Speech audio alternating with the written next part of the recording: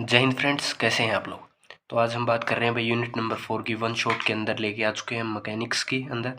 Unit number 4 last video है, ये one shot होने वाली है। तो बात करते हैं सबसे पहला टॉपिक इलास्टिसिटी। इलास्टिसिटी क्या होती है? इलास्टिसिटी किसी भी बॉडी की एक प्रॉपर्टी होती है। अगेन कमेंट बॉक्स के अंदर पीडीएफ। किसी भी बॉडी की एक प्रॉपर्टी होती है इलास्टिसिटी, जो उससे क्या करती है, उसकी शेप, साइज एंड वॉल्यूम, इन तीनों चीज़ों को क्या करने में मदद करती है, रिकवर करने में। जो चीज़ कोई भी बॉडी की जो प्रॉपर्टी है, उसी प्रॉपर्टी को क्या बोला जाता है, elasticity. Clear? Elasticity is a property of any body due to which a body recover its shape and size after the deforming force applying. Deforming force के ऊपर भी हम बात करेंगे, क्या होता है डिफॉर्मिंग फोर्स, लेकिन उससे पहले आप इलास्टिसिटी को समझिए। लाइक ये हम इस पे लेते हैं एक सिंपल है एग्जांपल। ये देखिएगा, अगर मैं इसे दबा देता हूँ ऐसे, लेकिन जैसे ही मैंने अपना फोर्स हटाया, इसने अपनी ही शेप को दोबारा से क्या कर लिया, रिकवर कर लिया, उसी शेप एंड साइज के अंदर ही आ गया। इसी प्रॉपर्टी को जो है बेसिकली इलास्टिसिटी बोला जाता है, इसी प्रॉपर्टी को इलास्टिसिटी बोलते हैं। क्लियर? इलास्टिसिटी के बाद हम बात करते हैं कि कोई भी बॉडी परफेक्टली इलास्टिक कब होती है और परफेक्टली प्लास्टिक कब होती है। उससे पहले अगर मैं बताऊं आपको रिज्ड बॉडी के बारे में, रिज्ड बॉडी वो बॉडी होती है जो अपनी शेप एंड साइज को कभी भी चेंज नहीं करेंगी। शेप एंड साइज को कभी भी चेंज नहीं करती, उन बॉडी को क्या बोला जाता है, रिज्ड बॉडी बोला जाता है। कोई भी रिज्ड बॉडी अगर आप उसके ऊपर एक डेफिनेट मात्रा से ज़्यादा फोर्स अप्लाई कर देते हैं तो वो क्या हो जाती है, ब्रेक हो जाती है, वो टूट जाती है।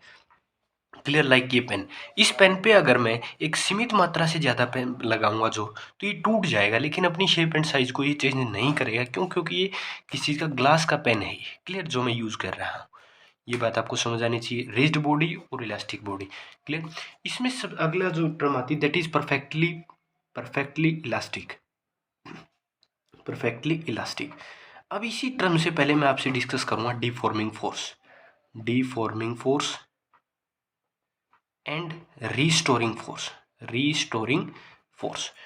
डिफॉर्मिंग और रीस्टोरिंग फोर्स, किसी भी बॉडी पे आपने फोर्स अप्लाई किया जिसके कारण उसकी शेप, साइज और वॉल्यूम चेंज हुई, जिस फोर्स के अप्लाई करने के कारण, लाइक इस पे अगर मैंने ये फोर्स अप्लाई किया, अप्लाई करने के कारण इसकी शेप और वॉल्यूम जो थी वो चेंज हुई, उस शेप और वॉल्यूम के चेंज होने के कारण, वो जिस फोर्स के कारण चेंज हुई है, that is deforming force.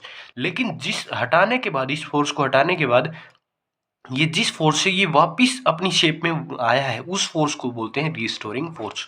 That force is known as restoring force, जिसकी वजह से उसने शेप, वॉल्यूम और साइज को दोबारा से गेट किया है, उसको जो है अपन क्या बोलते हैं, रिस्टोरिंग फोर्स। तो डिफॉर्मिंग फोर्स सुनिएगा, a force due to which a body change its shape and size and its volume. किसी भी फोर्स के कारण, जिसके कारण कोई भी बॉडी अपनी शेप, साइज और वॉल्यूम को चेंज करती है, उसे डिफॉर्मिंग फोर्स बोलते हैं। और जिसके कारण, जिस फोर्स के कारण वो दोबारा से उस चीज को प्राप्त करती है, अपने ओरिजिनल शेप साइज को, उसको बोलते हैं रिस्टोरिंग फोर्स। इसके बाद हम बात करते हैं परफेक्टली इलास्टिक। परफेक्टली इलास्टिक है कि आप कितना ही फोर्स लगा लो, कितना ही आप फोर्स लगा लो, वो अपने shape, original shape and size को, ओरिजिनल शेप एंड साइज को वो क्या कर लेगी, गेट कर लेगी। अब ओरिजिनल शेप एंड साइज को कोई भी बॉडी जो है एक सीमित मात्रा के फोर्स के बाद, अगर अप्लाई करने के बाद गेट कर लेती है, तो उसे बेसिकली क्या बोलते हैं, परफेक्टली इलास्टिक। और अगर कोई भी शेप एंड साइज की कोई भी बॉडी है, अगर एक सीमित मात्रा के बाद आपने उसके ऊपर फोर्स लगाया, तो उसके अंदर कुछ ना कुछ बैंड आ जाता है या जर्क आ जाता है, जिसके कारण वो अपनी ओरिजिनल शेप एंड साइज को जो है दोबारा से प्राप्त न कर पाए, उसे बोलते हैं बेसिकली परफेक्टली प्लास्टिक। इलास्टिक नहीं, प्लास्टिक, PLAST, प्लास्टिक। क्लियर? इसमें किसी को कोई भी प्रॉब्लम नहीं। लाइक हम इसमें थोड़ा एक एग्जांपल ये देखिएगा। सिंपली अगर मैं इसे मोड़ दूं, इसके ऊपर मैंने फोर्स लगाया, अब ये रिस्टोरिंग फोर्स से अपने आप उठेगी, लेकिन ये अपने ओरिजिनल शेप और साइज को प्राप्त नहीं कर पाई, ओरिजिनल शेप और साइज को ये अपने गेट नहीं कर पाई। अब ओरिजिनल शेप एंड साइज को अगर नहीं गेट कर पाई, तो वो कैसी बॉडी है, परफेक्टली प्लास्टिक है। अगर परफेक्टली इलास्टिक होती तो ये अपने एज इट इज अपनी शेप साइज में आ जाती after the removing of deforming force. Clear? तो इतनी स्टेटमेंट्स आपको सबसे पहले समझ आनी चाहिए कि होता क्या है। इसके बाद एक बेसिक टर्म आती है that is stress and strain. अब स्ट्रेस को कई जगह टेंशन से भी डिनोट कर देता है, टी से भी डिनोट कर देता है ये। स्ट्रेस क्या होता है? बेसिकली एक फोर्स ही होता है। जिस तरीके से कोई फोर्स होता है उसी तरीके से स्ट्रेस होता है। स्ट्रेस भी क्या होता है कि स्ट्रेस होता है एक तरीके से, अगर मैं लिखूं डेफिनेशन के हिसाब से, तो restoring force per unit area is known as stress. Means अब देखो, फोर्स अपॉन एरिया ही है बेसिकली। फोर्स अपॉन एरिया ही क्या होता है? स्ट्रेस होता है। फोर्स अपॉन एरिया, अब force upon area also known as pressure. Means pressure और स्ट्रेस दोनों एक ही बात है। इंग्लिश की भाषा में तो ये दोनों एक ही चीज़ मानी जाती है कि प्रेशर को ही तो जो है स्ट्रेस बोला जाता है, प्रेशर को स्ट्रेस बोला जाता है। और फिजिक्स की भाषा में भी आप इन्हें एक से वन मान सकते हैं। क्लियर? इसके बाद अगर हम बात करें कि स्ट्रेन क्या होता है, तो स्ट्रेन किसी भी बॉडी के चेंज इन डायमेंशन है। चेंज इन डायमेंशन, डायमेंशन 3 प्रकार के होते हैं basically. Change in dimension upon original dimension. Original dimension, इस चीज़ के रेशो को जो है बेसिकली क्या बोलते हैं? स्ट्रेन बोलते हैं। क्लियर? जैसे डायमेंशन में चेंज, लाइक लेंथ में चेंज आ गया, किसी चीज़ को आपने जो है खींचा, इस पेन को आप ऐसे खींचो तो इसकी लेंथ में चेंज आ जाए, तो वो कैसा होगा? लॉन्गिट्यूडनल होगा। उसके ऊपर हम बात करेंगे, लेकिन आपको जनरल पता होना चाहिए कि स्ट्रेन होता क्या है। स्ट्रेन बेसिकली होता क्या है कि change in dimension, change in dimension upon original dimension is known as strain. Clear? Strain के टाइप्स पे भी हम बात करेंगे कि स्ट्रेन होते कितने प्रकार के हैं। तो सबसे पहली बात तो कि ऊपर भी डायमेंशन है, नीचे भी डायमेंशन है, तो इसकी कोई भी यूनिट नहीं होगी, ये यूनिटलेस है। और इसकी क्या है? कोई भी डायमेंशनल प्रॉपर्टी, डायमेंशनल फॉर्मूला भी इसका किसी प्रकार का कोई भी डायमेंशन फॉर्मूला नहीं होगा। तो अब तक आपको जो है बेसिक बेसिक टर्म्स का आइडिया आ चुका होगा। क्लियर? इसके बाद हम बात करते हैं कि टाइप ऑफ स्ट्रेन के ऊपर, कि स्ट्रेन के टाइप कितने होते हैं। स्ट्रेन टाइप तो ये 3 प्रकार का पाया जाता है। First is longitudinal. अब देखो, ये डेफिनेशन से तो याद तो रखनी पड़ेगी। लॉन्गिट्यूडनल, वॉल्यूमेट्रिक, समझाना मेरा काम है लेकिन याद तो आपको रखनी पड़ेगी, volumetric. And third is shearing. ये 3 टाइप का जो है बेसिकली आपका स्ट्रेन पाया जाता है। लॉन्गिट्यूडनल कौन सा होता है, वॉल्यूमेट्रिक कौन सा होता है और शीरिंग कौन सा होता है? जिसके अंदर change in original length, change in length upon original length, इस स्ट्रेन को जो है बेसिकली कौन सा बोला जाता है? Longitudinal. Change in volume represented by delta we and original volume, इस चीज़ के रेशो को क्या बोलते हैं? वॉल्यूमेट्रिक। और सीरिंग, सीरिंग भी बेसिकली क्या होता है? Change in length upon original length. लेकिन इन दोनों में एक डिफरेंस होता है, बेसिक डिफरेंस होता है। वो क्या है कि ये जो चेंज होगा, ये चेंज होता है जब कोई भी फोर्स कैसे अप्लाई हो? परपेंडिकुलरली। कोई फोर्स कैसे अप्लाई होना चाहिए? परपेंडिकुलरली, तब जो लेंथ के अंदर चेंज आता है दैट इज लॉन्गिट्यूडनल। लेकिन बट जब फोर्स अप्लाई हो जाए पैरेलली, पैरेलल में जब भी फोर्स अप्लाई हो और उसके कारण जो change in stress, change in length आता है, उसी को क्या बोलते हैं? शीरिंग स्ट्रेन बोलते हैं। क्लियर? तो टाइप ऑफ स्ट्रेन भी आप लोगों को क्लियर होने चाहिए। बेसिकली स्ट्रेन होता है क्या है कि change in dimension upon original dimension. अगर लेंथ में चेंज आया बाय में ओरिजिनल लेंथ तो लॉन्गिट्यूडनल, लेकिन फोर्स कैसे अप्लाई होना चाहिए? परपेंडिकुलरली। अगर पैरेलल अप्लाई है और लेंथ में चेंज है तो वो शीरिंग है। अगर वॉल्यूम में चेंज है, volume, change in volume upon original volume, that is volumetric strain. Clear? ये बेसिक डेफिनेशन आपको जो है इस चैप्टर की आनी चाहिए, वरना आगे जो है चैप्टर कॉम्प्लिकेटेड होता जाएगा, दिक्कत कर देगा अपने को। क्लियर? इसके बाद अगर हम बात करें आपसे हुक्स लॉ के ऊपर कि हुक्स लॉ क्या होता है, हुक्स लॉ के ऊपर अगर हम बात करें तो हुक्स लॉ क्या कहता है? हुक्स लॉ जो है कहता है कि स्ट्रेस जो है वो डायरेक्टली प्रोपोर्शनल होता है स्ट्रेन। अगर आपने किसी बॉडी के ऊपर जितना आप स्ट्रेस लगाओगे उतना ही स्ट्रेन लग जाएगा। ये बात कौन कहता है? ये बात आपका स्ट्रेस हुक्स लॉ ही बताता है कि हुक्स लॉ ये चीज़ कहेगा। क्लियर? क्लियर? तो स्ट्रेस जो है डायरेक्टली प्रोपोर्शनल होगा स्ट्रेन के, मतलब जितना स्ट्रेस होगा किसी बॉडी के अंदर उतना ही उसके अंदर स्ट्रेन आएगा। ये बात अपने को कौन कहता है? हुक्स लॉ कहता है कि एक दोनों डायरेक्टली प्रोपोर्शनल है। अब अगर हम देखें कि अगर स्ट्रेस डायरेक्टली प्रोपोर्शनल है स्ट्रेन के, तो इसको हटाने के लिए कुछ ना कुछ कोफिशिएंट यूज़ करना पड़ेगा। उसे हमने के मान के यूज़ कर लिया। के is a proportionality constant. Clear? अब अगर मैं देखूँ तो के क्या आएगा? Stress upon strain. अब के का नाम दे दिया इसने, क्या नाम दे दिया? Modulus of elasticity. ये तो जर्नली है, मॉडुलस ऑफ इलास्टिसिटी, ऐसे जर्नली नाम दे दिया इसका कि मॉडुलस ऑफ इलास्टिसिटी है। अब अगर स्ट्रेन अब यहाँ पे भी तो दिक्कत होगी कि स्ट्रेन भी तो 3 टाइप का है। अगर वॉल्यूमेट्रिक स्ट्रेन हो तो इसका अलग नाम होता है, अगर लॉन्गिट्यूडनल हो तो इसका अलग होता है, शीरिंग हो तो इसका अलग नेम होता है। क्लियर। तो अब शुरू होती है असली चैप्टर की महारत। अब शुरू होता है चैप्टर असली वाला, लेकिन उससे पहले हम पढ़ेंगे कि हुक्स लॉ कहाँ तक किसी को हम एक टॉपिक पढ़ेंगे, stress strain curve. Stress strain curve पढ़ने के बाद हम असली टॉपिक्स की तरफ जाएंगे, लेकिन स्ट्रेस स्ट्रेन कर्व बहुत इंपॉर्टेंट है, वो आपको आना चाहिए। स्ट्रेस स्ट्रेन कर्व समझिएगा कैसे। इस तरीके से हम लेते हैं, एक ग्राफ ले लेते हैं, एक साइड हम ले लेते हैं स्ट्रेस को, एक साइड ले लेते हैं स्ट्रेन को। क्लियर। अब अगर हम देखें जनरली किसी भी बॉडी के अंदर वैसे अपोजिट लिया जाता है, इस साइड जो है स्ट्रेन लिया जाता है और इस साइड जो है स्ट्रेस लिया जाता है। आप उन दोनों अपोजिट भी कर सकते हैं, कोई दिक्कत नहीं होती, लेकिन जनरली ये लिया जाता है। इस साइड जो है क्या लिया जाता है, स्ट्रेन, इस साइड जो है स्ट्रेस। जनरली देखा गया कि अगर आपने एक पॉइंट ओ है, ओ पॉइंट से ए पॉइंट तक, ध्यान से समझिएगा, ओ पॉइंट से ए पॉइंट तक आप किसी भी बॉडी को लेके गए, क्लियर। और यहाँ पर आप अगर आपने उस तार को यहाँ से उठाई, किसी तार को यहाँ तक लेके गए, वापिस छोड़ दिया, तो वो जो वायर थी वो एग्जैक्टली यहाँ आके मीट हो गई। क्लियर। तो मीन्स यहाँ तक क्या हो रहा है कि ए पॉइंट तक हुक्स लॉ फॉलो हो रहा है, जितना स्ट्रेस है उतना ही स्ट्रेन है। लेकिन जैसे ही बी पॉइंट से ए पॉइंट से बी पॉइंट की तरफ हम लेके गए और वायर को छोड़ा, तो ये एक जगह है ओ डैश पे आकर मिली। मीन्स ओ पे नहीं आई, ओ डैश के ऊपर आके मिली। मीन्स यहाँ पर क्या हो गया, हुक्स लॉ का डिसओबे हो गया। अब दोबारा से हमने बी से उठाया, बी से जब आगे लेके जाने लगे सी की तरफ, जब सी की तरफ लेके गए, दोबारा छोड़ा तो दोबारा कहीं और आई। दोबारा अब इसके अंदर क्या आ गया, परमानेंट क्या आ गया, जर्क आ चुका है, मतलब ये परमानेंट प्लास्टिक बन चुकी है। अब दोबारा से जब हमने इसे उठाया डी पॉइंट तक ले जाने के लिए, तो ये काफ़ी ज़्यादा बम्बल किया इसने, कुछ इस तरीके से इसने किया और फिर दोबारा से मिल गई यहाँ पे आके। क्लियर। ये डी पॉइंट ये बनाना नहीं है, ऐसे रफली बता रहा हूँ।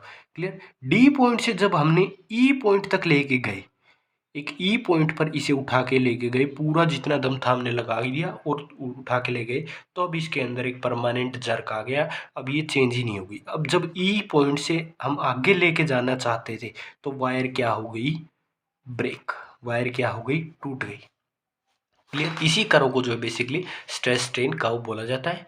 जो थ्योरिकल भाषा में लिखने की भाषा है वो आपको क्या कर दी गई, पीडीएफ में शेयर कर दी गई। आप यहाँ पे इसको समझिए कि किस तरीके से हुआ है कि ए पॉइंट तक Hooke's law as it is follow हो रहा है, लेकिन बी पॉइंट पर लेके गए, हल्का झरका आया, सी में हल्का आया, डी पे ये फ्लक्चुएट करने लग गई, ई के बाद ई तक लेके गए, ई के में क्या आ गया, इसके अंदर परमानेंट ही बल आ गया। अब ये मुड़े मुड़े ही नहीं। क्लियर। मतलब ये अब डायरेक्टली इसमें जो है तार जो थी वो थोड़ी बहुत टेढ़ी हो गई थी। क्लियर। ई पॉइंट पे, और ई पॉइंट से जब एफ की तरफ लेके जाने लगे, उसी समय ये वायर क्या हो गई, ब्रेक हो गई, ये वायर टूट गई। क्लियर। इसी को जो है जर्नली बोला जाता है स्ट्रेस स्ट्रेन कर्व। क्लियर। अब हम बात करते हैं अपने एक बेहतरीन टॉपिक के अंदाज के साथ कि हमने अभी बताया था आपको कि सर के होता है स्ट्रेस अपॉन स्ट्रेन। अब यहाँ शुरू होते हैं के अलग अलग नाम। के को एक प्यारा नाम दे दिया यंग्स मॉडुलस, नाम सुना होगा आपने, एक्सपेरिमेंट भी किया होगा लैब में।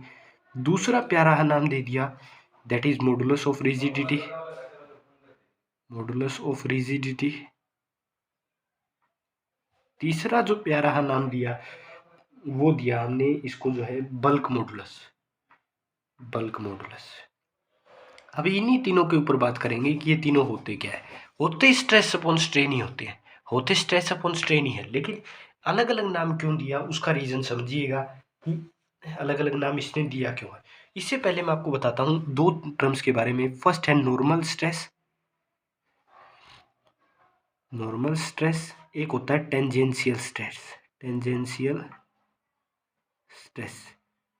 होता क्या है सर, वही सेम। नॉर्मल मीन्स किसी भी बॉडी के ऊपर जब आप फोर्स लगाओ, किस डायरेक्शन में, परपेंडिकुलरली, किसी भी बॉडी के ऊपर जब भी फोर्स लगेगा परपेंडिकुलरली तो उसे बोलते हैं नॉर्मल स्ट्रेस। और किसी भी बॉडी के अंदर फोर्स लगेगा पैरेलली तब उसे नाम दे दिया जाता है tangential stress. Clear. Normal stress क्या होता है कि किसी भी बॉडी के ऊपर आपको फोर्स लगाना है परपेंडिकुलरली। मेरे साथ बोलिएगा कि नॉर्मल स्ट्रेस मीन्स जो फोर्स लगेगा वो परपेंडिकुलरली, टेंजेंशियल स्ट्रेस मतलब फोर्स लगेगा पैरेलली। क्लियर। अगर आपने बोला हो तो आपको याद हो चुका हो। क्लियर। तो अब हम चर्चा करते हैं, सबसे पहले हम चर्चा करते हैं यंग्स मॉडुलस के ऊपर। यंग्स मॉडुलस होता क्या है? यंग्स मॉडुलस होता स्ट्रेस अपॉन स्ट्रेन ही है, लेकिन डेफिनेशन क्या है कि normal stress upon longitudinal strain. बस, अगर लॉन्गिट्यूडनल स्ट्रेन है तो वो कैसा है? Young's modulus. यंग्स मॉडुलस को रिप्रेजेंट किया जाता है वाई से। क्लियर? वाई से। तो वाई क्या हुआ? फोर्स अपॉन एरिया क्या होता है? Normal stress. स्ट्रेस क्या होता है? फोर्स अपॉन एरिया ही होता है। और change in length upon original length, longitudinal strain. तो F A into delta L into L, इसे आप क्या लिख सकते हैं? Young's modulus. पहली चीज तो आपको ये समझ आनी थी। दूसरा है bulk modulus. Bulk modulus. Clear? Bulk modulus क्या होता है? दूसरी बात हम करेंगे bulk modulus. Bulk modulus represented by के। के से रिप्रेजेंट किया जाता है बल्क मॉडुलस को। बल्क मॉडुलस क्या होता है कि नॉर्मल स्ट्रेस, स्ट्रेस कैसा है? नॉर्मल वाला है, लॉन्गिट्यूडनल टेंजेंशियल नहीं है, सॉरी। और स्ट्रेन कैसा है? वॉल्यूमेट्रिक। अब ये तो मैंने बता दिया था आपको वॉल्यूमेट्रिक स्ट्रेन क्या होता है। तो ये क्या होता है? फोर्स अपॉन एरिया, ये डेल्टा वी बाय में वी, डेल्टा वी बाय में वी, बाय में ही तो फोर्स बाय में एरिया। अब ये ऊपर हो जाएगा तो वॉल्यूम ऊपर चली गई, डेल्टा वी नीचे। Delta we represent change in volume. Clear? अगली जो टर्म बात करेंगे अपन, अब इसमें एक टर्म और है, कंप्रेसिबिलिटी। कंप्रेसिबिलिटी, कंप्रेसिबिलिटी क्या होती है? Inverse of bulk modulus. Inverse of bulk modulus is compressibility. Clear? जैसे आपने कंडक्टेंस सुना होगा, कंडक्टेंस जो रेजिस्टेंस का क्या होता है? Inverse. Inverse of resistance is known as conductance. Electric chemistry में आपने, इलेक्ट्रिक सिटी में आपने सुना होगा। तो यहाँ पर कंप्रेसिबिलिटी उसी तरीके से, inverse of bulk modulus is known as compressibility. किसी बॉडी में कितनी कोई बॉडी कंप्रेस हो सकती है, अगर वो कैलकुलेट करना है तो आपको बल्क मॉडुलस उसका कैलकुलेट कर लीजिए, वो हो जाएगा कैलकुलेट। इसके बाद जो थर्ड टर्म आती है, that is modulus of rigidity. That is modulus of rigidity. Clear? Modulus of rigidity में क्या होगा? टेंजेंशियल तो होगा स्ट्रेस, और शीरिंग होगी स्ट्रेन। शीरिंग स्ट्रेन, टेंजेंशियल स्ट्रेस और शीरिंग स्ट्रेस तो वही होगा, फोर्स अपॉन एरिया। और ये क्या होगा? Change in length upon L. अब ये मत कंफ्यूज हो जाना कि ये दोनों तो सर सेम है, ये भी सेम है, ये भी सेम है। सेम है, लेकिन यहाँ शीरिंग स्ट्रेन है, यहाँ लॉन्गिट्यूडनल है। वो अंतर मैंने बताया था आप लोगों को कि जो लॉन्गिट्यूडनल होता है उसके अंदर कैसा होता है? परपेंडिकुलरली लेंथ इंक्रीज होती है, इसके अंदर पैरेलली लेंथ इंक्रीज होती है। क्लियर? तो दोनों के अंदर डिफरेंस समझ लेना। और ये पूरे के पूरे जो हैं आपके बहुत इंपॉर्टेंट काम आएंगे, और इनके बीच में हम रिलेशन भी निकालेंगे। Clear? Young's modulus, bulk modulus और मॉडुलस ऑफ रिजिडिटी। क्लियर? और कंप्रेसिबिलिटी भी आपको एक अलग से टर्म मैंने यहाँ पे इंट्रोड्यूस कर दी। इसके बाद हम बात करते हैं पॉइजन रेशो पे। पॉइजन मतलब जहर नहीं, ऐसे ही एक नाम है पॉइजन रेशो। पॉइजन रेशो एक टर्म है। Poisson ratio represented by sigma. Poisson ratio भी एक रेशो ही होता है। Poisson ratio is also known as ratio of lateral strain. Lateral strain, दोनों स्ट्रेन ही है। Lateral strain upon longitudinal strain. Upon longitudinal strain के रेशो को क्या बोलते हैं? ये देखना, कंफ्यूज मत होना इन चीज़ों में, बहुत कंफ्यूज करता है। क्लियरिटी रखो इन चीज़ों में कि किसके बारे में क्या या कौन किस चीज़ का रेशो है। क्लियर? तो आपको सबसे पहले क्या पता होना चाहिए कि जो पॉइजन रेशो वो क्या है कि लेटरल स्ट्रेन बाय में लॉन्गिट्यूडनल स्ट्रेन की, कोई भी बॉडी का लेटरल स्ट्रेन। और लॉन्गिट्यूडनल स्ट्रेन तो आप सब लोग जानते ही हैं, लेकिन लेटरल स्ट्रेन को कोई नहीं जानता। तो लेटरल स्ट्रेन का क्या कहने का मतलब है? लेटरल स्ट्रेन होता है change in, sir change in length, change in volume नहीं, चेंज इन डायामीटर। डायामीटर में चेंज अपॉन ओरिजिनल डायामीटर। जो चेंज होगा बाय में तो उसका ओरिजिनल ही लेना है। उसी चीज को क्या बोलते हैं? लेटरल स्ट्रेन बोलते हैं। लेटरल स्ट्रेन क्या होता है? चेंज इन diameter upon original diameter. Means आपकी कोई भी एक बॉडी थी, लाइक ये सिलेंडर ले लिया मैंने, एक बॉडी, ये सिलेंडर था। अब इसका डायमीटर है मान लो डी है। क्लियर। लेकिन इस बॉडी को मैंने आउट बाहर की तरफ क्या किया, खींचा, ऐसे ऐसे ये बॉडी पकड़ी मैंने, ये ऐसे कोई भी सिलेंडर था मान के चलो, ये ऐसे, और इसको मैंने ऐसे खींच लिया तो इसका डायमीटर कुछ ना कुछ बढ़ेगा, ऐसे ऐसे सिलेंडर था तो ऐसे हो जाएगा बढ़ने के बाद ऐसे। तो इसके अंदर जो चेंज ओरिजिनल डायमीटर डी था, बाय में जो जो चेंज इन डायमीटर है, बाय में सॉरी ओरिजिनल डायमीटर अपॉन ऊपर क्या आएगा, चेंज इन डायमीटर बाय में ओरिजिनल डायमीटर का रेशो क्या बोलते हैं, लेटरल स्ट्रेन। क्लियर। और इन्हीं दोनों के रेशो को जो ये बोला जाता है। क्लियर। मैं मान लेता हूँ कि जो डेल्टा डी है वो क्या है, चेंज इन डायमीटर है, कि कितना चेंज हुआ डायमीटर के अंदर, और डी ओरिजिनल डायमीटर है। तो अब अगर मैं सिग्मा लिखूँ, क्लियर, सिग्मा क्या है, यहाँ पॉइजन रेशो को डिनोट कर रहा है। क्लियर। इलेक्ट्रिसिटी एंड मैग्नेटिज्म में सिग्मा किसी और चीज़ को, सरफेस चार्ज डेंसिटी को शो करता है, यहाँ पर पॉइजन रेशो को शो कर रहा है। क्लियर। तो डेल्टा डी बाय में लॉन्गिट्यूडनल मतलब delta L by L. Clear. एक तो ये चीज़ का भी काफ़ी ध्यान रखें, अगर ये चीज़ आप लिख रहे हैं तो ये इस चीज़ का ध्यान रखें कि जो बड़ा डंडा होता है उसके इक्वल टू में आपको सिग्मा लगाना होता है, उसके इक्वल टू में कोई भी चीज़ रखनी होती है। क्लियर। तो इस तरीके से अगर लिखोगे तो ये लिखा जाएगा डेल्टा एल इंटू डी। इस चीज़ को जो है बेसिकली क्या बोलते हैं, आपका Poisson ratio. Clear. Poisson ratio में भी आई थिंक किसी को कोई भी डाउट नहीं होगा कि पॉइजन रेशो होता क्या है। क्लियर। अब इस पॉइजन रेशो की खासियत है, सर पॉइजन रेशो की क्या खासियत है, पॉइजन रेशो की छोटी सी खासियत ये है कि पॉइजन रेशो हमेशा जो लाई करेगा वो इस रेंज के बीच लाई करता है। ये रेंज पता होनी चाहिए भाई, बहुत इंपॉर्टेंट क्वेश्चन है ये कि पॉइजन रेशो की रेंज बताइए।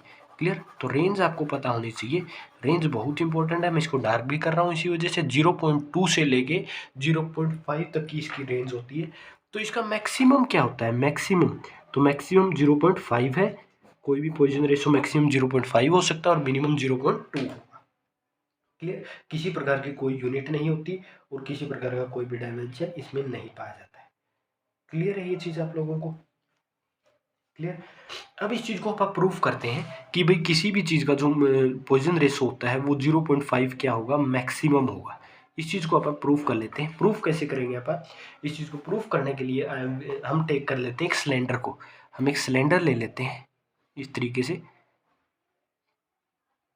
एक सिलेंडर ले लेते हैं। इस सिलेंडर का डायमीटर क्या दिया हुआ है, इस सिलेंडर का पूरे का डायमीटर डी दिया हुआ है, इस सिलेंडर की जो लेंथ है वो बड़ा एल दिया हुआ है। क्लियर। इस सिलेंडर का जो बड़ा एल क्या दिया हुआ है इसके अंदर, ये दिया हुआ है। तो अगर मैं इस पूरे सिलेंडर की वॉल्यूम की बात करूं तो वॉल्यूम क्या आएगी, पाई आर स्क्वायर एल, ये इसकी क्या आएगी वॉल्यूम। इस सिलेंडर की let us consider a cylinder उस diameter D and length is L. Clear. और if we think about this volume then its volume is pi R square L. Clear. तो अब इसकी रेडियस की बात करी जाए तो d/2 होगी, डायमीटर बाय 2, डी देगा तो डायमीटर का आधा कर लो, तो वॉल्यूम क्या आएगा, अगर आर को यहाँ रखोगे तो पाई डी स्क्वायर एल बाय 4, ये क्या आ गई, इसकी वॉल्यूम आ गई। अब अगर मैं इस वॉल्यूम का क्या कर दूं, डिफरेंशिएशन कर दूं बोथ साइड, डिफरेंशिएशन कर दूं बोथ साइड, अगर पाई बाय 4 तो कांस्टेंट है। अब ये दोनों हो गई वेरिएबल, इन दोनों में अगर डी स्क्वायर को पहले कांस्टेंट रखो, डी एल कर लो, प्लस 2d डी और एल इंटू में, ये क्या आ गए, इस तरीके से इनका दोनों का डिफरेंशिएशन हो गया। डिफरेंशिएशन तो सोल्व किया, प्रोडक्ट रूल से मैंने इसे सोल्व किया है, समझ आ गया। अब अगर हम सोचें, हम सोच लिया सर कि ये सिलेंडर जो था ना ये अनकम्प्रेसिबल है, इसकी कंप्रेसिबिलिटी कितनी है, 0 है, मीन्स इसमें चेंज इन वॉल्यूम 0 आएगा। अगर कोई चीज़ कंप्रेस ही नहीं हो रही तो उसके अंदर वॉल्यूम का चेंज भी कितना आएगा, 0, तो डी वी 0 हो गया। अब डी वी 0 हो गया तो D square D L pi by 4 किसके इक्वल आ गया, minus D D D D L L आगे ले आओ और बाय में 2 इंटू में पाई। क्लियर। समझ आ गया। ये चीज़ मैंने इधर मल्टीप्लाई की और इस चीज़ को मैं इधर ले आया, क्यों, क्योंकि ये तो 0 कर दिया मैंने, इसको 0 पुट कर दिया तो ये नेगेटिव हो जाएगी इस साइड आने के बाद, पाई से pi cancel out. Clear. DL से डीएल मत कैंसिल कीजिएगा भी, क्योंकि हम इस चीज़ को क्या प्रूफ कर रहे हैं, 0.5 पुट कर प्रूफ करने की कोशिश करेंगे। क्लियर। तो डीएल को कट मत कीजिए, डीएल को डीएल ही रहने दीजिए। तो अब देखिएगा डी स्क्वायर से हम एक डी फालतू है, डी से डी काट दिया तो डी डी एल बाय 2 से 2, तो 2 minus L D D by clear, ये चीज़ आपको समझ आ गई, इतना बचेगा कैंसिल आउट करने के बाद। अब हमने डीएल से डीएल दोनों साइड क्यों कैंसिल आउट नहीं किया, उसका सॉरी डीएल से डीएल आप कैंसिल आउट ही कैसे करेंगे, इधर डी डी है, इधर डीएल है, सॉरी भाई वीडियो में जल्दबाजी में हो गया ऐसा, क्लियर, गलती से बोल दी। अब अगर हम देखें सर, अब अगर आप ध्यान से देखें, अब डी को मैं इसके नीचे ले आऊँ और एल को इसके नीचे ले आऊँ, D L by L, by में 2 है इसके साथ में, और इसके ये डी को मैं इसके डिवाइड में ले आऊँ, बाई में डी। तो आपको ये चीज़ थोड़ी ध्यान से दिख रही है, change in length upon original length, change in diameter upon diameter. तो ये क्या है, हाफ, ये तो लॉन्गिट्यूडनल है, स्ट्रेन है, और ये क्या है, ये नेगेटिव लेटरल स्ट्रेन है, लेटरल स्ट्रेन दिया हुआ है ये। अब अगर मैं हाफ को इधर रखूं और इसको इसके डिवाइड में ले आऊं, lateral strain upon longitudinal strain, और इन नेगेटिव साइन को मैं नेगलेक्ट कर दूं, तो इसकी वैल्यू कितनी आ गई, इनका रेशो, इन दोनों के रेशो क्या बोलते हैं, सिग्मा, और सिग्मा की वैल्यू क्या आ गई 1.2, तो मैक्सिमम कितनी आ गई 0.5। तो ये चीज़ क्या हो गई, प्रूफ हो गई यहाँ से, क्लियर। तो आपको ये चीज़ भी आपको समझ आ गई होगी यहाँ से कि ये कैसे हुआ, क्लियर। सिंपली हमने क्या किया, एक सिलेंडर कंटेन किया, वॉल्यूम ली, डायमीटर पुट किया, दोनों का डिफरेंशिएशन किया, डीवी को 0 को इक्वल पुट किया, ये किया, यहाँ से स्टेप कैंसिल किया। यहाँ से थोड़ा ध्यान से देखने पे पता चला कि अगर मैं एल बाय में ले आऊँ तो ये change in dimension, change in length है, बाय में ओरिजिनल लेंथ, मित्र में लॉन्गिट्यूडनल स्ट्रेन दिया हुआ है, और change in diameter upon original diameter means lateral strain दिया हुआ है, क्लियर। तो इसकी मैक्सिमम वैल्यू अपने पास प्रूव कर दिया मैंने कि 0.2 ही होती है, क्लियर। यहाँ से किसी को कोई भी प्रॉब्लम नहीं है, ओके। तो इसके बाद अगर हम चर्चा में लें किस चीज़ को, इसके बाद हम चर्चा में लेंगे, इसके बाद हम रिलेशन बिटवीन करेंगे इलास्टिक कांस्टेंट, बहुत इंपॉर्टेंट टॉपिक, 16 मार्क्स का सबसे इंपॉर्टेंट टॉपिक अब हम डिस्कस करने वाले हैं, क्लियर। अब हम शुरुआत करते हैं रिलेशन बिटवीन इलास्टिक कांस्टेंट के ऊपर, हम बात करते हैं इसके ऊपर। इसमें हम बात करेंगे यंग्स मॉडुलस, बल्क मॉडुलस और पॉइजन रेशो, इन तीनों के बीच में एक रिलेशन स्टैब्लिश करने की कोशिश करेंगे। तो उसके लिए हम सबसे पहले कंटेन कर लेते हैं क्यूब को, जिसकी लेंथ एल है, क्लियर, और क्यूब की वॉल्यूम एल क्यूब होती है, ये सबको आपको डेफिनेटली पता होना चाहिए।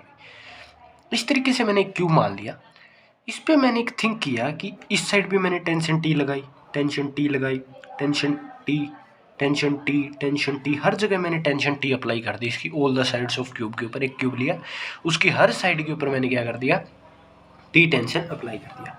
तो अब टी टेंशन अप्लाई होने के कारण भाई एक्स एक्सिस में भी एक्सटेंड आएगा, वाई एक्सिस में भी आएगा, जेड एक्सिस में भी आएगा, एक्स एक्सिस में कंप्रेस आएगा, वाई एक्सिस में कंप्रेस आएगा, जेड एक्सिस में कंप्रेस आएगा। लेकिन हम देखते हैं सबसे पहले कि कंप्रेशन कितना, सॉरी जो एक्सटेंशन आ रहा है, एक्सटेंशन आ रहा है किसमें, एक्स एक्सिस में, एक्स एक्सिस में कितना एक्सटेंशन आया। तो किसी भी बॉडी के अंदर जब भी आपको एक्सटेंशन कैलकुलेट करना है तो आपको लॉन्गिट्यूडनल स्ट्रेन को किससे मल्टीप्लाई कर देना है, bye its original length, bye its original length से, समझिएगा।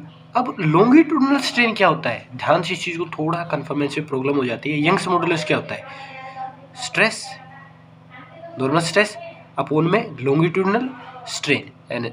तो अगर मैं इसको इधर ले आऊँ तो इसको इधर ले आऊँ तो यहाँ पे लॉन्गिट्यूडनल स्ट्रेन की जगह मैं क्या लिख सकता हूँ, स्ट्रेस, स्ट्रेस, और स्ट्रेस में क्या लिख सकता हूँ, बाय में यंग्स मॉडुलस, यहाँ से इस फॉर्मूले से लिखा मैंने कोई, और एल इसकी ओरिजिनल लेंथ थी। अब जो स्ट्रेस है वो टी अप्लाई किया गया इनटू एल बाय में यंग्स मॉडुलस वाई। ये कितना एक्सटेंड आ गया, ये एक्सटेंड आ गया एक्स एक्सिस के अंदर, इस चीज़ में किसी को प्रॉब्लम नहीं थी। दूसरा कंप्रेशन, अब कंप्रेशन किसके अंदर आएगा, वाई एक्सिस में एंड जेड एक्सिस में। दो, अगर एक में एक्सटेंड हुआ तो दूसरी में तो कंप्रेशन आएगा, दो में कंप्रेशन आएगा। तो दो में कंप्रेशन कैसे आएगा, कंप्रेशन को निकालने का फॉर्मूला होता है लेटरल स्ट्रेन, लेटरल स्ट्रेन कितना उसके अंदर लेटरल स्ट्रेन आया इनटू ओरिजिनल लेंथ कर दो। अब लेटरल स्ट्रेन क्या होता है सर, लेटरल स्ट्रेन समझने के लिए आपको क्या करना होगा, सिग्मा, सिग्मा क्या होता है, Poisson ratio upon lateral strain upon longitudinal strain, और लॉन्गिट्यूडनल स्ट्रेन क्या होता है, ऊपर वाले फॉर्मूला से ये आएगा। तो ये यहाँ पे मैं इस चीज़ को ये लिख सकता हूँ, stress upon Young's modulus Y. ये पता चल गया ना, ये किसको लिखा है, ये किसको लिखा है मैंने, लॉन्गिट्यूडनल स्ट्रेन को into original length L, clear. तो इसको मैं सिग्मा, स्ट्रेस को मैं टी से डिनोट कर देता हूँ, original length into L by में वाई। ये क्या आ गया, एक्सटेंट आ गया। ये किस में एक्सटेंट आ गया, वाई एक्सिस में। तो सिमिलरली यही एक्सटेंट तो किसके अंदर आएगा, यही जो एक्सटेंड होगा sigma T L Y by, यही किसके अंदर आएगा, जेड एक्सिस के अंदर भी तो यही आएगा। तो यहाँ से हमने एक्सटेंशन निकाल लिया एक्स एक्सिस के अंदर और दोनों कंप्रेशन निकाल लिया जेड वाई और जेड एक्सिस के अंदर। क्लियर। तो सिमिलरली अगर वाई एक्सिस क्या हो, एक्सटेंड हो, एक्सटेंशन किसके अंदर है, वाई एक्सिस के अंदर, और एक्स एक्सिस और जेड एक्सिस के अंदर क्या है, कंप्रेशन है। इन दोनों के अंदर कंप्रेशन है। तो एक्स एक्सिस का जो एक्सटेंशन आएगा वो क्या आएगा, सिमिलरली इस तरीके से ही आएगा टी एल वाई, और कंप्रेशन इन दोनों का क्या आएगा, sigma T L Y. Similarly अब जेड एक्सिस का एक्सटेंट निकाल लीजिएगा, पीडीएफ के अंदर लिखा हुआ है। ये चीज़ समझ आ गई या नहीं आ गई। इस फॉर्मूले में यहीं पे कंफ्यूजन होती है कि लॉन्गिट्यूडिनल स्ट्रेन को स्ट्रेस अपॉन यंग्स मॉडुलस कैसे लिखती है, वो इस फॉर्मूले से लिखा है, और यहाँ पर इस फॉर्मूले लेटरल स्ट्रेन ओरिजिनल लेंथ को ये कैसे लिखा। ये अगर 2 स्टेप समझ आ गया आप लोगों को तो आगे आप लोगों को कोई प्रॉब्लम आएगी। क्लियर। अब अगर हम बात करें कि टोटल एक्सटेंट कितना आया है एक्स एक्सिस में, हम सिर्फ एक एक्सिस को लेते हैं, एक्स एक्सिस को, और किसी एक्सिस के ऊपर हम बात ही नहीं कर रहे। क्लियर। हम बात करते हैं कि टोटली एक्स एक्सिस के अंदर कितना स्ट्रेंथ आया है, एक्सटेंट आया है। तो जितना एक्स एक्सिस के अंदर एक्सटेंशन आया टी एल वाई, वाई मतलब यंग्स मॉडुलस, उसमें से हम सब्ट्रैक्ट कर देंगे जितना जेड एक्सिस के अंदर क्या आया, कंप्रेशन आया, और जितना वाई एक्सिस के अंदर कंप्रेशन आया उसको सब्ट्रैक्ट कर देंगे, तो अपने पास एक्स एक्सिस का क्या आ जाएगा, टोटल एक्सटेंट आ जाएगा। तो टोटल एक्सटेंट अब दोनों में से कॉमन निकालो, तो कॉमन निकल जाएगा टी एल वाई, यहाँ 1 बचेगा, यहाँ क्या बचेगा 2 सिग्मा। क्लियर। यहाँ से आपको ये चीज़ कंफर्म होनी चाहिए। ये कॉमन यहाँ पूरे में से मैंने एज इट इज़ ये कॉमन निकाल लिया और ये चीज़ बच गई। तो ये क्या आ गया, अब ये आ गया एक्सटेंट, पूरी एक्स एक्सिस के अंदर एक्सटेंशन कितना हुआ है। क्लियर। पूरी एक्स एक्सिस के अंदर एक्सटेंशन कितना हुआ है। अब पूरी एक्स एक्सिस के अंदर जब भी एक्सटेंशन आ गया तो अब मैं निकालता हूँ टोटल लेंथ। टोटल लेंथ कितनी आएगी, लेंथ जो पहली ओरिजिनल लेंथ प्लस एक्सटेंट के बाद जो लेंथ आई, तो ये क्या आएगी, एल जो थी अपनी ओरिजिनल लेंथ थी और उसके अंदर extent length T L Y by 1 minus 2 से जो यहाँ से अपन निकाली, यही तो क्या है, इसके अंदर एक्सटेंट आया है। ये जो लेंथ आई ये तो एक्सटेंड आई है, ये तो इतनी तो लेंथ एक्सटेंड हुई है। क्लियर। ये पूरी लेंथ आ गई। अब अगर मैं इसमें से पूरे में से एल कॉमन निकाल लेता हूँ, 1 plus T Y 1 minus 2 sigma, और ये चीज़ लिख ली मैंने इस चीज़ को सिंपली। अब अगर ये टोटल लेंथ है, ये मतलब टोटल लेंथ है, इसको जो बड़े एल से रिप्रेजेंट कर दीजिए। अगर मैं इन दोनों साइड क्यूब मैं कर दूं दोनों साइड, तो मेरे पास क्या आ जाएगा, ये चीज़ मैंने यहाँ पे सबसे पहले यही बताई थी कि अगर यहाँ ये चीज़ निकाल लोगे तो क्या आ जाएगा, क्यूब आ जाएगा।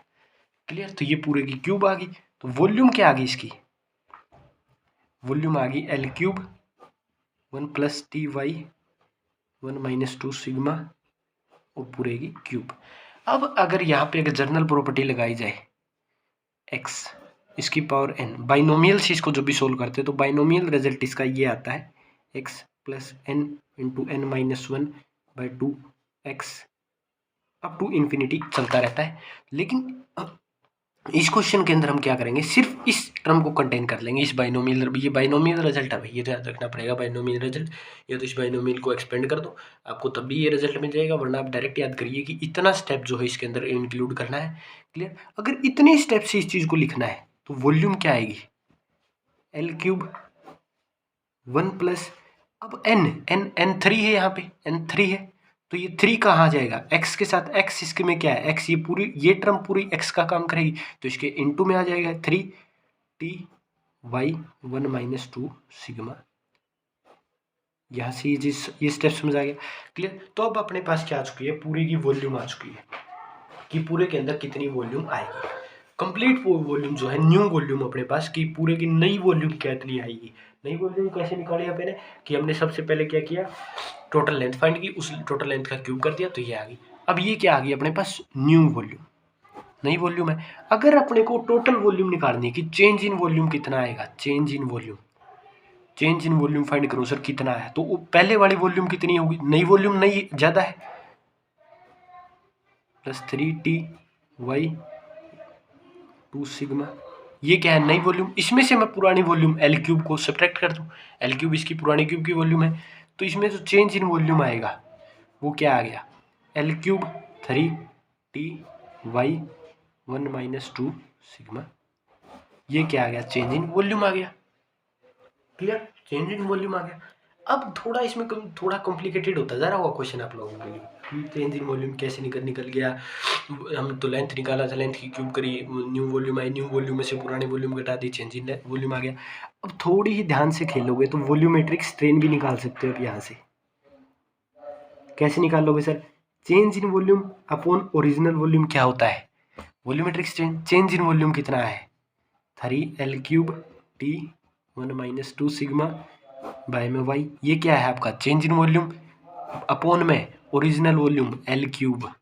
अब L³ इसके साथ है तो मतलब यहाँ पे भी लिख सकते हैं इस चीज़ को इससे मैंने कैंसिल कर दिया, L³ तो ये जो अब ये क्या आ गया आपके पास, वॉल्यूमेट्रिक स्ट्रेन, वॉल्यूमेट्रिक स्ट्रेन की वैल्यू आ गई।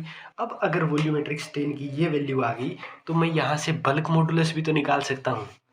बल्क मॉडुलस क्या होता है, normal stress upon volumetric strain, क्या होता है बल्क मॉडुलस, के से रिप्रेजेंट करते हैं, मीन्स के निकल गया यहाँ पे, अगर इसको मैं लिखूँ टी से रिप्रेजेंट कर दूँ, नॉर्मल स्ट्रेस को मैं ऊपर टी से रिप्रेजेंट करता रहा हूँ जितनी जगह मैंने, देखो यहाँ पे भी, यहाँ पे देखिए मैंने स्ट्रेस को किससे रिप्रेजेंट कर दिया, टी से रिप्रेजेंट कर दिया, तो सिमिलरली यहाँ पे भी हम क्या करेंगे, स्ट्रेस को टी से रिप्लेस कर देते हैं और बाय में क्या करते हैं यहाँ पर इसको लिख देते हैं, ये जो फॉर्मूला है इस पूरे as it is 3T1 - 2 sigma into Y, ये ऊपर चला जाएगा, अब इससे कैंसिल, तो के क्या आ गया, वाई बाय में 3 1 - 2 सिग्मा, तो ये रिलेशन नहीं आ गया, यंग्स मॉडुलस है ये क्या है पॉइजन रेशो है, और ये क्या है बल्क मॉडुलस, तीनों के बीच का ही रिलेशन अपने को क्या करना था,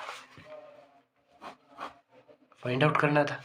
क्लियर, बहुत इंपॉर्टेंट है ये, इसको समझिए थोड़ा दोबारा से ध्यान से कि क्यूब को कंसीडर करना है, उसकी लेंथ निकालनी है, उसमें एक्सटेंट निकालना है, एक्सटेंट निकालने के बाद हमने पूरी उसके अंदर टोटल चेंज इन लेंथ निकाल लिया, चेंज इन लेंथ का हमने क्या कर दिया क्यूब कर दिया, जो चेंज इन लेंथ आया उसका अगर हमने क्यूब कर दिया, जो नई लेंथ आई उसका क्यूब करने के बाद अपने पास टोटल न्यू वॉल्यूम आ गई, न्यू वॉल्यूम आने के बाद हमने उसमें पुरानी में से सब्ट्रैक्ट करके चेंज इन वॉल्यूम निकाल लिया, change in volume upon original volume volumetric strain होता है, और जो normal stress upon volumetric strain क्या होता है आपका बल्क मॉडुलस होता है।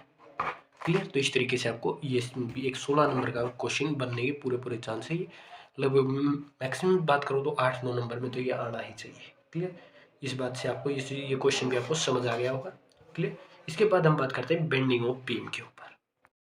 अब हम बात करते हैं बेंडिंग ऑफ बीम के ऊपर। तो बेंडिंग ऑफ बीम क्या होता है कि कोई भी एक लंबी रोड की तरह होती है। बीम क्या होती है, सबसे पहले तो बेंडिंग ऑफ बीम तो बाद में पढ़ेंगे, सबसे पहले तो बीम ही पता होनी चाहिए बीम होती क्या है। बीम कोई भी वो चीज़ होती है जो एक यूनिफॉर्मली स्ट्रेट में हो, यूनिफॉर्मली लॉन्ग रोड को बोल देते हैं। इसकी खासियत क्या है, रोड नहीं ROD रोड, ये गलती लिख दिया मैंने, रोड।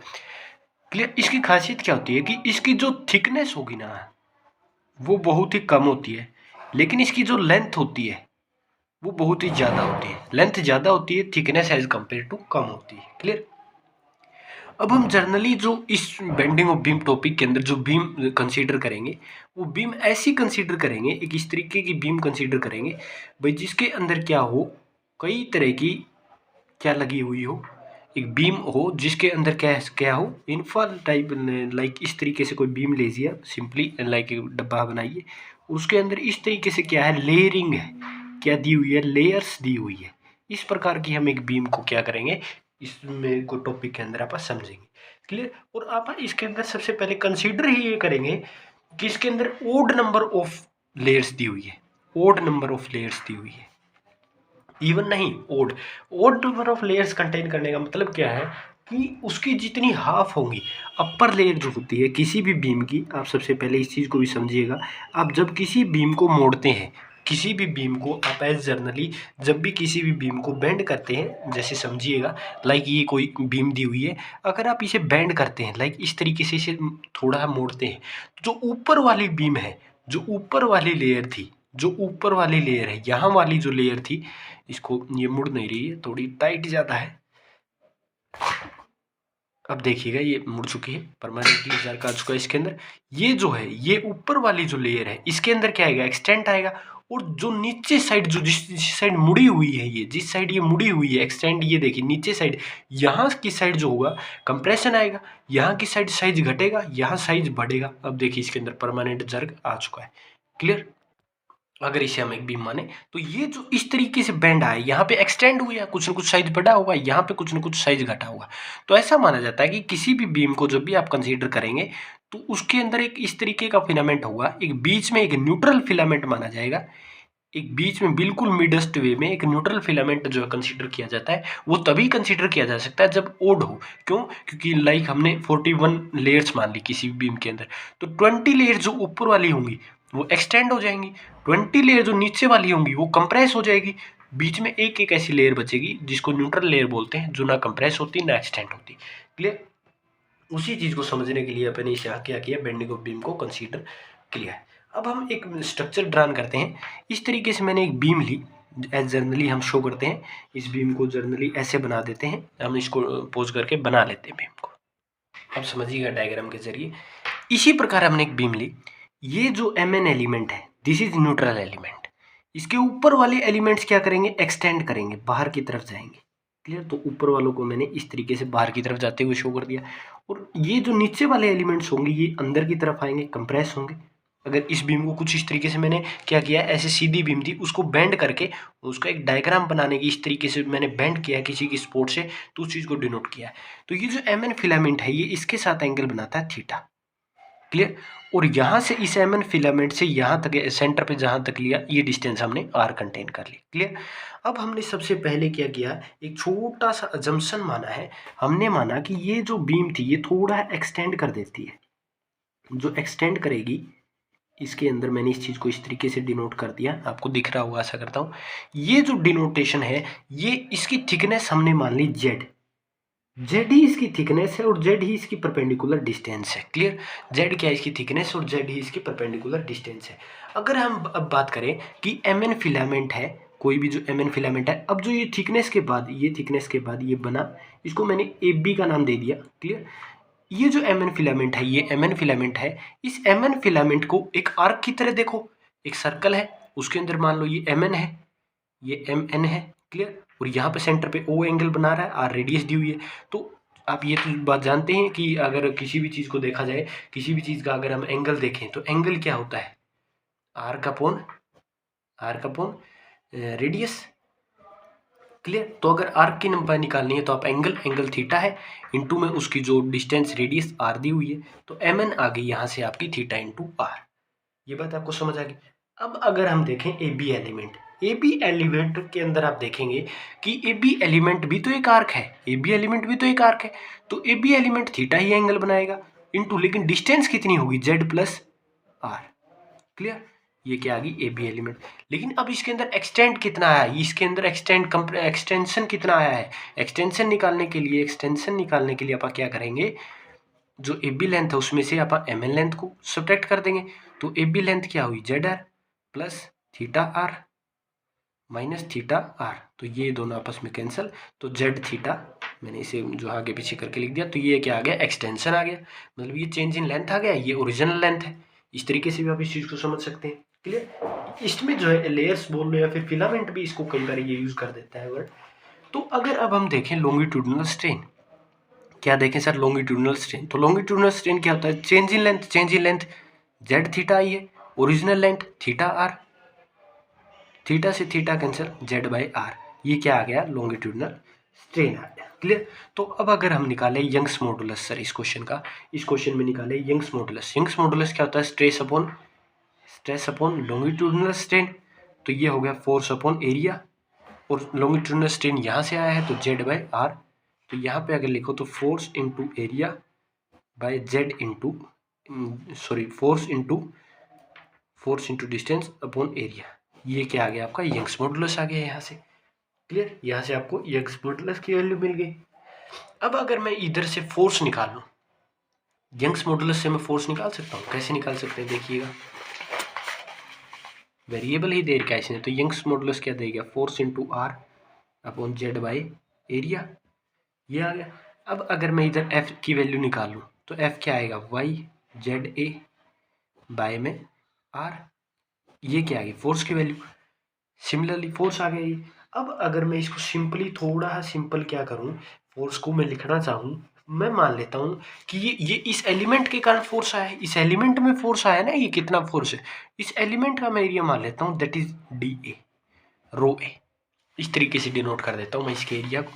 तो मैं फोर्स को जो है डिनोट कर रहा हूं, ये क्या है, यंग्स मॉडुलस जेड जो उसकी परपेंडिकुलर डिस्टेंस थी इनटू इस तरीके से मैंने एरिया को डिनोट कर दिया बाय में आर, ये फोर्स आ गया। अब अगर मैं निकालूं टॉर्क, तो टॉर्क क्या होता है, फोर्स इनटू परपेंडिकुलर डिस्टेंस।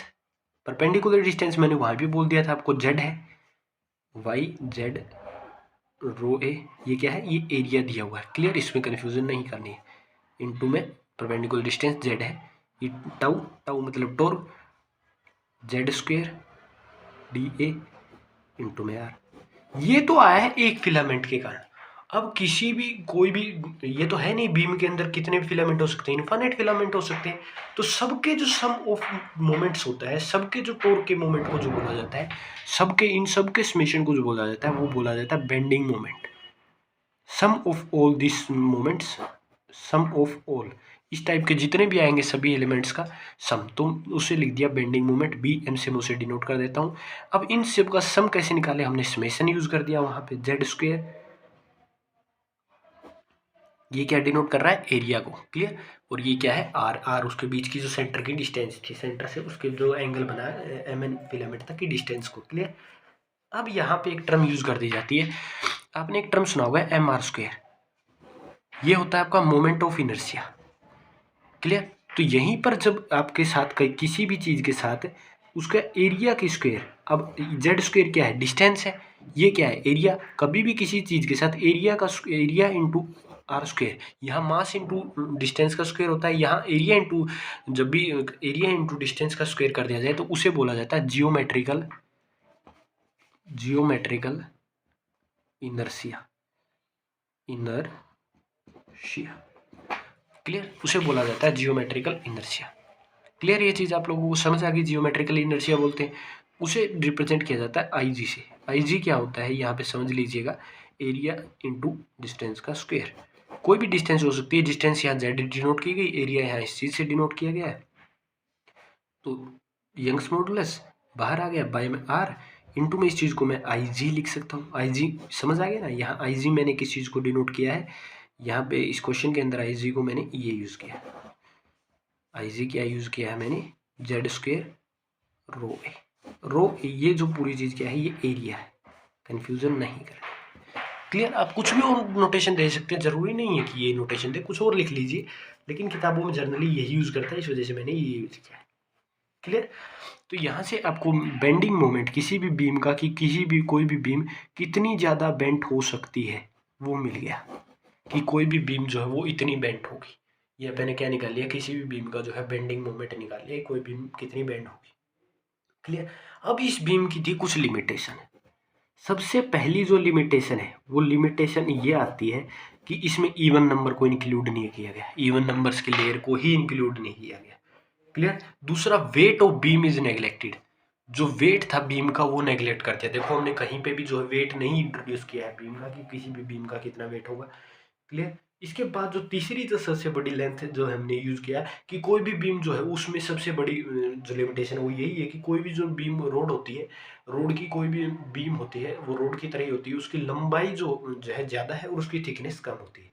और सबसे मेन और बिना प्रूफ के, कोई प्रूफ ही नहीं है, D Y by D X square, ये लेट कर लिया गया, ये कंसीडर कर लिया गया विदाउट प्रूफ, कोई प्रूफ ही नहीं, साइंटिस्ट ने कोई प्रूफ ही नहीं दिया, बोले ठीक है, उनके मन में आया भाई मैं तो ये मानूंगा, तो उन्होंने मान लिया, सिंपली। जस्ट ये आपको याद भी रखना पड़ेगा भाई, क्यों, क्योंकि इसका कोई प्रूफ ही नहीं है तो मैं क्या कहाँ से दूंगा, कोई कहाँ से देगा, जब साइंटिस्ट ने इसका प्रूफ नहीं दे तो हम इसका प्रूफ कैसे कर सकते हैं, क्लियर।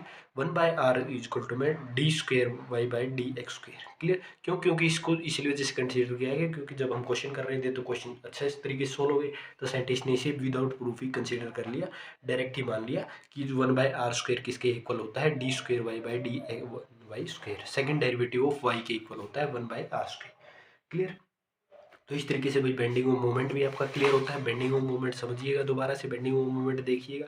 इस तरीके से आपको कंटेन करना, फिलामेंट एक्सपेंड होगा, ओरिजिनल लेंथ निकाली, अपन क्या निकाली, जो चेंज इन लेंथ है, चेंज इन लेंथ से अपने लॉन्गिट्यूडिनल स्ट्रेन, फोर्स निकाल लिया, फोर्स की हमने परपेंडिकुलर डिस्टेंस निकाल के टॉर्क निकाला, टॉर्क से हमने बेंडिंग मोमेंट निकाल लिया, सबका सम करके, सबका सम निकालने के बाद यहाँ पर ये जो ये जियोमेट्रिकल इनर्शिया कंसेप्ट इंट्रोड्यूस कर दिया और एक ये कंसेप्ट इंट्रोड्यूस कर दिया। क्लियर। इसके बाद हम बात करते हैं कैंटिलीवर के ऊपर। क्लियर। तो अब हम चर्चा करते हैं कैंटिलीवर के ऊपर। कैंटिलीवर क्या होता है? कैंटिलीवर एक ऐसी रोड होती है, यूनिफॉर्म क्रॉस सेक्शन की एक फिक्स रोड होती है, जिसका एक एंड क्या कर दिया जाता है, एक साइड से फिक्स कर दिया जाता है। ये एंड लाइक फिक्स है, कोई भी कोई पॉइंट हो, ये पॉइंट फिक्स है, जो है ये पॉइंट बेसिकली फिक्स कर दिया जाता है। इस पॉइंट्स को जो है हिला नहीं सकते आप, ये बेसिकली एक तरीके से फिक्स ही पॉइंट माना जाएगा। क्लियर। लाइक जैसे इस पेन की मैंने जो ये नीचे वाला हिस्सा मैंने इसे क्या कर दिया, इधर फिक्स कर दिया, तो ऊपर वाले को मैं जैसे रिमूव हिला रहा हूँ, इधर मैं वजन कर सकता हूँ, इधर उधर कर सकता हूँ, उसी प्रकार से मतलब कि कोई भी कैंटिलीवर एक तरीके की रोड ही होती है, जिसका एक सिरा क्या कर दिया जाता है, फिक्स कर दिया जाता है। उस रोड को क्या बोलते हैं आप, कैंटिलीवर बोलते हैं। और दूसरे रोड पर आप बेसिकली टाइम जो है क्या करते हैं, वजन को बढ़ाते हैं।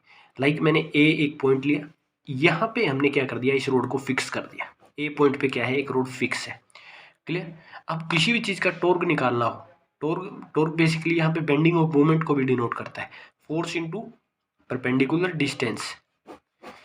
इस चीज़ को जो है बेसिकली हम बेंडिंग ऑफ मोमेंट बोलते हैं। अब हमने इस जगह पे क्या किया, इस पॉइंट पे हमने रोड को क्या कर दिया, फिक्स कर दिया। अब ये रोड यहाँ पे जो है फिक्स है, इस तरीके से इधर उधर घूम सकती है। यहाँ पे एक बी पॉइंट लिया मैंने। क्लियर। और मैंने इस पूरी जो रोड थी इसकी लेंथ ले ली एल, इस पूरी लेंथ ले ली मैंने एल। यहाँ पे मैंने एक पॉइंट लिया P, that is P point. ये पी पॉइंट जो है ये एक्स डिस्टेंस दूर था, ए पॉइंट से एक्स डिस्टेंस दूर लेट किया मैंने, तो ये जो डिस्टेंस आई ये एल माइनस एक्स आएगी। किसी को प्रॉब्लम नहीं सर, अब तक तो है प्रॉब्लम मुक्त। अब हमने डब्ल्यू वी पे क्या कर, बी पॉइंट पे क्या कर दिया, एक डब्ल्यू वजन लगा दिया, वेट लगा दिया, डब्ल्यू। Clear, big W. अब यहाँ पे देखो, इसको समझना, ये अब यहाँ पे फिक्स है। यहाँ पे अगर मैं वजन इसके ऊपर डालूंगा, अगर जनरली वजन डाला जाए तो नीचे आएगी, इस तरीके से नीचे आएगी, मीन्स इस तरीके से नीचे आ गई, बेंट हो जाएगी। तो ये जो पॉइंट था मीन्स ये थोड़ी थोड़ी बेंट होगी। क्लियर। और ये जो पॉइंट पी था ये यहाँ पे आ गया हट के पी पॉइंट, और ये बी डैश हो गया। क्लियर। तो अब अपने को निकालना है कि ये कितनी बेंट हुई।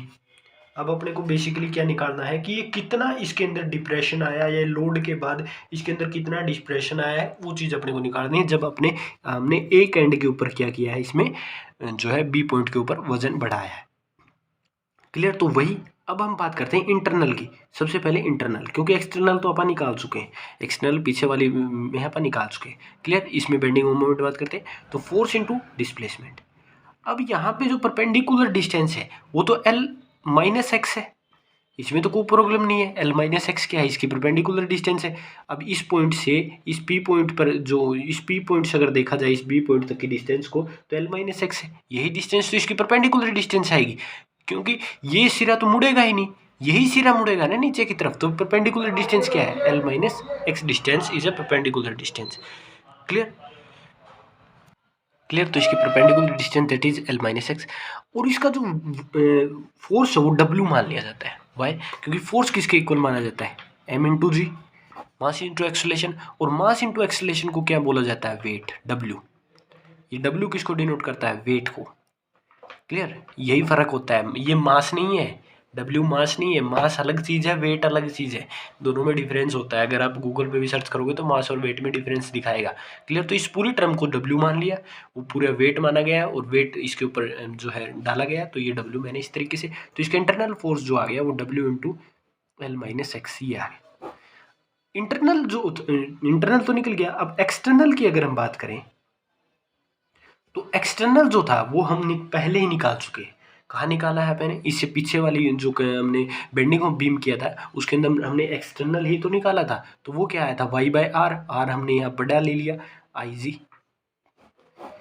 क्लियर। इससे पीछे निकाला है हमने जब हम बेंडिंग ऑफ बीम कर रहे थे। क्लियर। तो अब हम मान लेते हैं कि एट इक्विलिब्रियम कंडीशन, कि एक इक्विलिब्रियम कंडीशन आई, दोनों टाउ जो एक्सटर्नल और इंटरनल थे वो दोनों आपस में क्या हो गए, इक्वल हो गए। एल माइनस एक्स जो ये था ये किसके इक्वल हो गया, वाई आर आई जी के इक्वल हो गया। क्लियर। तो यहाँ से मैंने बेसिकली क्या निकाल लिया, आर निकाल लिया, कंप्लीट आर निकाल लिया मैंने। तो W into L minus X by में आई जी। क्लियर। सॉरी ये गलत लिख दिया ना हमने, इधर हमने आर निकालना है, तो आर क्या आ गया आपका, Y I ji, W bye में आएगा ना एक्स, ये हमने आर निकाल लिया यहाँ से। क्लियर। तो अब हमने वहाँ पे जब हम कंडीशंस की, इसकी लिमिट्स की बात कर रहे थे, तो इसकी लिमिट्स के अंदर एक प्रोसेस बताई थी, ये चीज़ बताई थी, मेन चीज़ का 1/r कर दो, इसका रेसिप्रोकल कर दो, इसी चीज़ का रेसिप्रोकल कर दो, और उसका D square Y by D X square निकलेगा, ऑटोमेटिक सा डेरिवेटिव करना पड़ेगा। तो W into L minus X Y I G. Clear. ये क्या आ गया, 1/r आ गया। अब इसका क्या करना होगा, सेकंड डेरिवेटिव, क्यों, क्योंकि ये तो सिंपली 1/r दे रखा है, ये तो इसका सेकंड डेरिवेटिव नहीं है, सेकंड डेरिवेटिव अपने को करना पड़ेगा। अभी अपन इसका क्या करेंगे, अभी अपने को देखो समझिएगा कि 1/r, अब इसका सेकंड डेरिवेटिव दे क्या है, सेकंड डेरिवेटिव, सॉरी मैं गलत बोल गया, सेकंड डेरिवेटिव दिया हुआ है कि 1/r किसके इक्वल है, dy/r स्क्वायर के। तो अब हम इसका क्या करेंगे, अब अपने को अगर सेकंड डेरिवेटिव देर क्या है, अपने को किसी चीज़ का डेरिवेटिव देर क्या है, और अपने को y तक जाना है, तो अब क्या किसका सहारा लेंगे, अपने प्यारे कंसेप्ट इंटीग्रेशन का, इंटीग्रल्स का सहारा लेंगे, इंटीग्रेशन का सहारा लेंगे। तो यहाँ पे समझिएगा कि जो dy by D x square की जो वैल्यू आई, वो जो जनरली जो है वैल्यू आई है आपकी डब्ल्यू इंटू में आई जी वाई और इंटू एल माइनस एक्स, ये क्या आई है आपकी वैल्यू आई है। क्लियर। चेक कर लेते हैं हम इस वैल्यू कि यही वैल्यू आई है या नहीं आई है। क्लियर। तो ये वैल्यू आई है, इसी वैल्यू को अब दोनों साइड क्या कर दीजिए, इंटीग्रेशन कर दीजिए with the proper limits. Limits क्या लगाएंगे, लिमिट्स हमसे बड़ी समस्या होती है। अब इस एंड पे अगर हमने लगाया और इस एंड पे आप वेट बढ़ा रहे हो, तो 0 से L।